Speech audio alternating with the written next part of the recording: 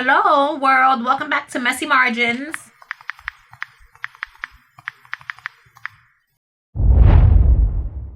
Last year, I read in February one book. This book, Beauty's Kingdom by Anne Rice, writing as A.N. Roquelaure. I don't fucking know. Right there.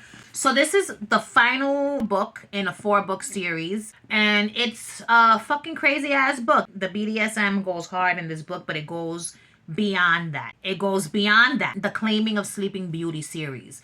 So the Claiming of Sleeping Beauty series was the first book. Beauty's Punishment was the second book. Beauty's Release was the third book. And this one, Beauty's Kingdom, is the fourth book. The first book was a retelling of the Sleeping Beauty story. So we all know what happened. Well, maybe not. Sleeping Beauty is sleeping. She pricked her finger on a fucking spinning wheel, and she was put into a sleep that she would never wake up from until the kiss of true love comes and awakens her. Well, in this book, not in this book, but in the first fucking book of the series, something else wakes Beauty up, and it's damn sure not a fucking kiss. It's a hard dick belonging to the prince. My God.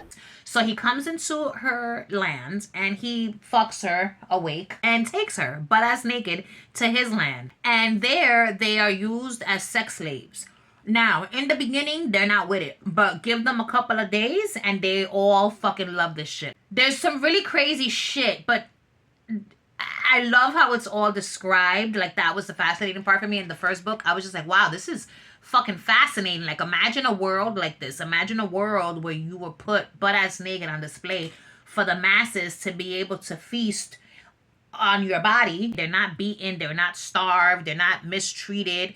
They're treated very well. You know what I'm saying? Like, they have people to bathe you. The men have groomers, the women as well. There are people there that their only job is to bathe you, clothe you, feed you, make you look beautiful. They decorate their bodies with like gold powder, like they'll rub gold powder on the bitch's nipples and insert diamond anal plugs up their asses. They have anal plugs that have tails to mimic a horse tail, because there's like a whole group of people up in this world that live as horses in actual stables, who pull actual coaches, carriages, acting as horses. The shit is fucking crazy. And I've never read anything like it. And after reading this, I don't want to read anything like it again.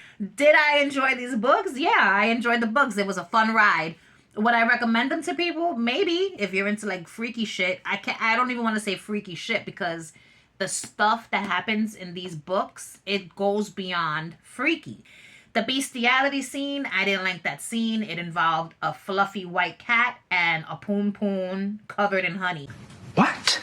There are some very disturbing things you're going to read in these books. If you can get past it and keep going, I would say it's all right. Next, the month of February for this year started off to a terrible start because I read this book. Bergdorf Balans by Plum Sykes. I did not like it. There was a lot of parts that made me laugh. It's about a woman and her friends and their search for the perfect husband. And that search includes this motherfucker to be rich, to have a driver that drives him around, an heir to like a fortune would be preferable in their minds. They're rich and they want a rich fucking dude to pamper them so that they don't ever have to work again. Not that they're fucking working now. I think the only one that really works is the main character. What you have in this book is a bunch of rich bitches talking their rich shit, looking for a rich husband. Now, the crazy part is there's like 300 and something pages in this book, right? And it wasn't until I got to page 306 that I finally felt like I was invested and involved in the book. So I was like, listen, after getting up to page 306 and now something interesting is finally fucking happening. Because the whole time I'm reading the book, I'm like, why am I wasting my time? I could give two fucks about these characters. You know what I'm saying? Like, why am I still reading it? It's hard for me to stop reading a book once I'm so far into it. I'm like, I can't stop now. I've traveled so far. Can't stop now. I've traveled so far. The ending was nice, you know? Did I get butterflies in my stomach and cry happy tears? Of course not. I didn't give a fuck about these women. The unabridged early poems of William Butler Yeats, I believe I mean, it's spelled Yeats. I'm almost certain it's pronounced Yates. What's up with the English language and letters and words? Why do we spell things in ways that you would think it's pronounced one way, but you pronounce it a whole nother way? Like, what the fuck is up with that, man? I'm so sick of it. While I'm on this rant, what's up with authors writing names of characters in books that you have to question yourself, how is this pronounced? I hate when authors try to give characters these unique names, uniquely spelled names, when you could have just made it easy for the reader to know what the character's name is. I read this, and at the same time, I was reading fucking this one, Notes from the Underground by this fucking guy, Fyodor Dostoevsky. Some people hate him, some people love him. Okay, so this one, the poems, I liked it. I love poetry. There were some really good poems. My top favorite poem in this book is called When You Are Old. And then this one, Notes from the Underground. Yo, this shit, first of all, was hilarious. I don't know if it was supposed to be funny. Like, there was so many times while reading this book that I said to myself, este tipo está loco. I don't recall him having a name, the main character. This guy, he got issues. That's the bottom line here. I don't know if his issues stem from him just being fucking crazy, you know what I'm saying? Or if the masses have pushed him to lunacy. Because that's a thing. So it all starts off with him walking the streets. I believe he's in Russia, and he's walking the streets and some fucking cop bumps him with his fucking shoulder, and he proceeds to fucking spiral out of control because of that. I'm not gonna tell you what happens, but that's how the story begins, you know? So it's just his rantings. It's like the rantings of a madman, just so upset with the world, upset with himself as well for not having reacted in that moment, and putting all his energy into trying to find a way to make the cop feel as small as the cop made him feel. There's also interactions with him and his friends. There's like a party where a friend is leaving and he kind of like invites himself to the party. It's kind of clear they don't want him there, but he goes. And I felt bad for him with that whole friend dinner scene and shit. From that, there's a prostitute that comes into play, and he gives her some very choice words. There's one character in this book that I found very interesting, and I would have liked to have known more about that character, but I get it, the book is not about that character. But for me, that character was extremely intriguing, and that's the character of like his manservant. He's got a man that lives in his house with him, and the man serves him. I don't want to call him his butler because I think he was more than the butler. He was like very silent. He hardly said anything, but he said what he needed to say with his presence, with his silence. He stood his ground without really speaking a word, and I liked that. And I wanted to know more, but alas, I never will. Was this book good? I fucking loved it. So those were the books that I read in fucking February this year and February of last year. Okay, so now into March of last year. March of last year, again, one book, Deadly Little What? So this is like a young adult book series. There's 5 books in the series. This is the first book in the series. So out of the 5 books, there were 3 of them that I enjoyed, and 2 of them were just like, eh. The very beginning of the book reminded me a little bit of Twilight. The 2 main characters, it's a boy, it's a girl. They're teenagers, they're in high school. He comes to their town to live with his aunt. He moves there after something very traumatic happened where he was living. A very terrible reputation follows him. He has powers. He possesses powers of touch. In the book, his power is that if he touches your flesh, he can see what's going to become of your future. He could see your future just by touching you. So when he saves this chick from impending doom, right, he touches her on her stomach. They both feel something. This attraction immediately to this fucking guy, and he sees her future. Her future is not bright. It was a fun read. I enjoyed it. And like I said, there were 2 other books in the 5-book series that I thought were really good. Like the final book in this series, I thought was one hell of a story. It involved kidnapping. They're fun reads. It's not life-changing shit. But I did like the character, the main guy character, whatever his fucking name was. So now what I read in March of this year. I started off strong with Heated Rivalry, okay? I was very late to the party, but I joined the festivities and there's no going back. You know what I'm saying?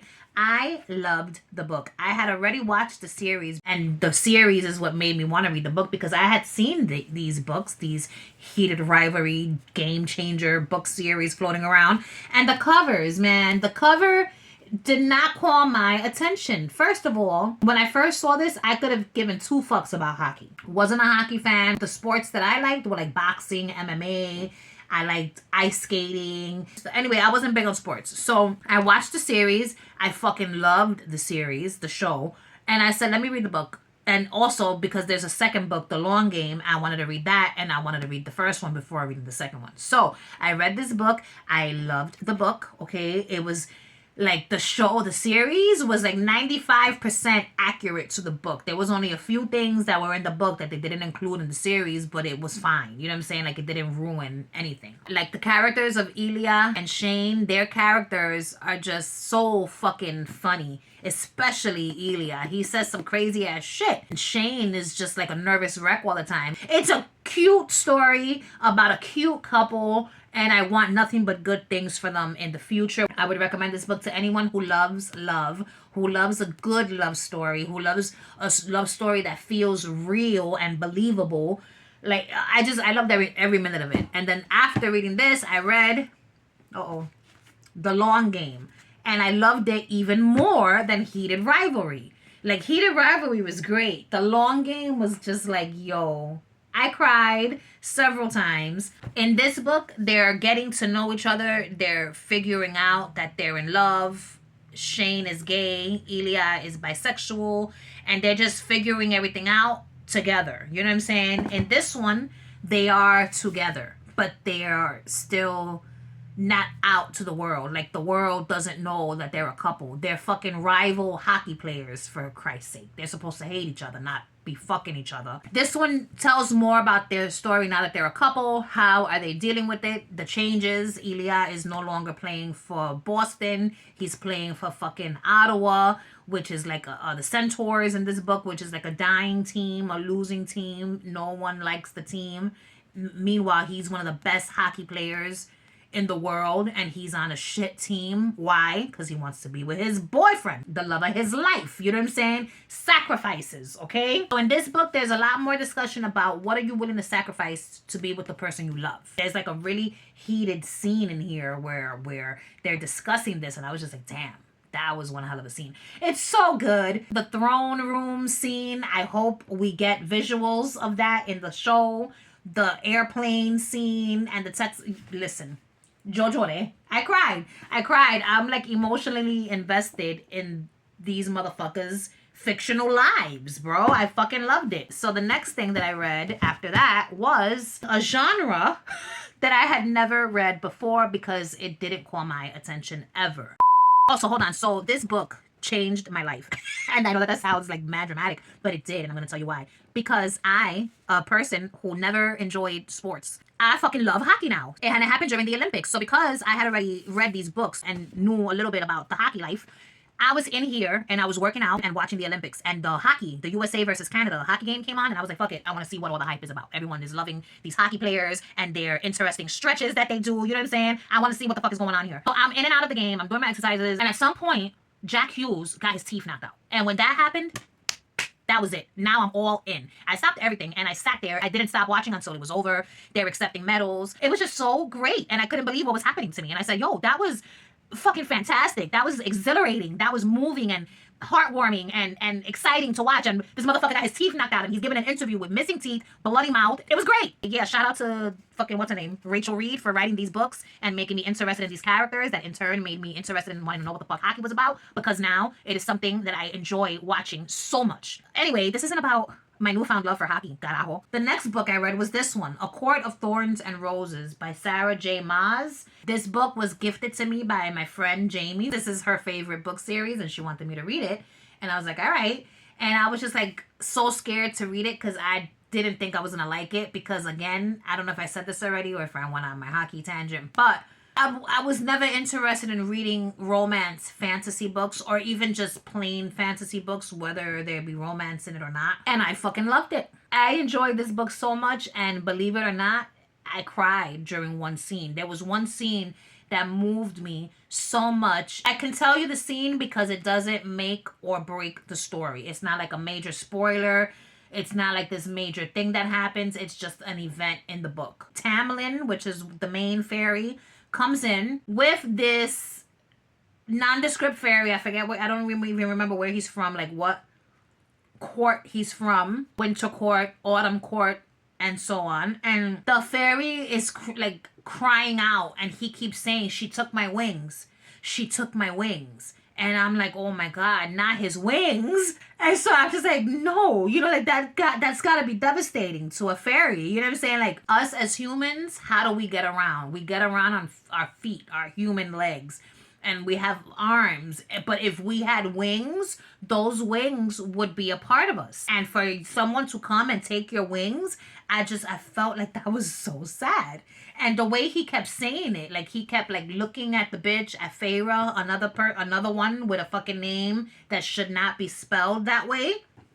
But anyway, he's just horrified that he no longer has his wings. And I feel like a part of him knew he was dying. You know what I'm saying? Because he was fucking dying. His wings were torn off. Oh man, and he dies, and I cried. And then what they say to each other, like the conversation they have during this, after it, I was sitting right back here crying, okay? Over a fucking fictional fairy that got his wings cut off. I had never read a book like this where there's like a map to show you the world, and I kept referring back to the fucking map. And I'm like, oh, so that's where they are, and oh, so that's where this one is from, and the other one is from, and blah, blah, blah. My favorite characters were not the main characters. My favorite characters were Tamlin's homeboy, Lucian, whatever the fuck. Give these characters easier names to pronounce. And the other one, Rhysand, which I know for a fact that's not how you pronounce his name, but that's what it looks like to me, Rhysand. I think and they call him like Reese. I think his name is Rhysand or Rhysand. I like Rhysand better. But those two characters were the standout characters for me in the book. The next book I read was Mary Shelley's Frankenstein, and I fucking loved it. So the month of March, I enjoyed thoroughly every book that I read except for the very last one, which is right here. Frankenstein. Absolutely loved it. Fucking 5 stars. Victor Frankenstein was a piece of fucking shit, all right? A motherfucker. He basically played God, okay? And said, I'm going to give life to this thing and let the chips fall where they may. But he didn't think it through. He didn't think it through. And because the monster he created was ugly and like a abomination of nature and just freaky to look at, he decides to just throw him to the side. And again, let the chips fall where they may. And those chips, they fall in horrible ways. There are many innocent victims along the way. So with his decision to play God and do something that in his mind was going to make him like superior to all others, he was going to feed. This was his life's work, de chiquito. You know, from a little boy, this is what he wanted to do. He was very involved in reading these books about these people who believed in shit like this, that you could do shit like this. And he does it. And he creates this monster that we all call Frankenstein, but that's not his name. He's never given a name. This motherfucker. He's Frankenstein. Victor Frankenstein is the creator of the monster. That's who Frankenstein is. I'm going to just refer to the monster as Frankenstein to make it easier because I don't want to keep saying Frankenstein's monster, right? So the fucking Frankenstein is left to live life alone, not knowing what the fuck is going on. Not knowing why his creator has abandoned him. You know what I'm saying? But as time goes on and he's out there in the wild, he realizes why he was abandoned. He was abandoned because he looks horrifying and he doesn't look like any other human beings. You know what I'm saying? When he sees himself in the puddle of water, that was a sad scene. I felt so bad for Frankenstein, the monster. Even though he did some really fucked up things, I get it. I get why he did these things. Sometimes you have to go to extremes to make people understand what they've done. This is because of what you did. If you didn't do this, none of this would have happened. This book, I just want to punch Victor Frankenstein in the fucking face. And I feel like what happens to Victor Frankenstein was fitting. He deserved it. And then he makes a promise to the monster at some point in this book. And then he breaks that promise. And I'm just like, yo, you really think that everything's going to be okay after you broke that promise? Look at what already happened before that promise was made. Look at what he was capable of fucking doing. And you're breaking promises now. I didn't feel bad for him. Although there was one part in the book that I did feel bad for Victor Frankenstein. Because I was like, damn, you know. But at the end of the day, you brought this on yourself. You should have kept it. If I was Victor Frankenstein, how I would have handled the situation would have been the following. I would have just fulfilled my promise and then let the chips fall where they're made. Let them fucking figure it out. I've already done my part. Whatever happens after that, happens after that. And maybe that's a fucked up way of thinking about it. He owed it to the monster, is how I feel. I feel like he owed it to the monster to keep his fucking promise to him. He just, you know, kept thinking of the possibilities. What if this happens? What if that happens? What if none of that happens and they live happily ever after? Did you think about that? No, you just thought about the negative. I don't know. I really enjoyed this book. I really, really enjoyed the book. And I was so surprised. And I kept rooting for the monster when they suspected him of such terrible deeds. And I was like, he didn't do that. He didn't do that. He did it. But I don't blame him. I don't blame him. And I wonder what that says about me and my mind and my thought processes. The last book that I read in March, I absolutely disliked. Okay, I don't want to say I hated it, but I kind of hated it, you know? I really did. And I kept hearing so much about this book. It says on the cover, the most popular lesbian romance novel of all time. And when I was done reading it, I asked myself, why? But I think I know why. I think it was the most popular lesbian romance novel of all time because of the time that it came out. It was probably some unprecedented shit. Curious Wine. And it's about two ladies who find themselves in a cabin with some friends, and I think one of them is there and she's like doesn't know anyone. Some of them already know each other, whatever. So it's a bunch of fucking women in a cabin in the woods, right? I don't know. Like, I just recently read this and their names escape me because I could give two fucks. But the characters, there's two characters, Chris and Liz, and they're like sideline characters. I thought that they were more interesting than the main characters of the book. I wanted to like know more about their lives. And I feel like one of the characters, Liz, I feel like she was a closeted lesbian. Those are my thoughts. That's how I feel about her character, and I would have liked to have known more about her and more about her sister. Chris, I feel like she had potential to not be a fucking asshole. It's the same thing with Liz. I think Liz was only an asshole because she saw things in these women that she knew she could never admit in herself, which was that she wanted to eat pussy. We don't need to get into it. The two women, they like each other.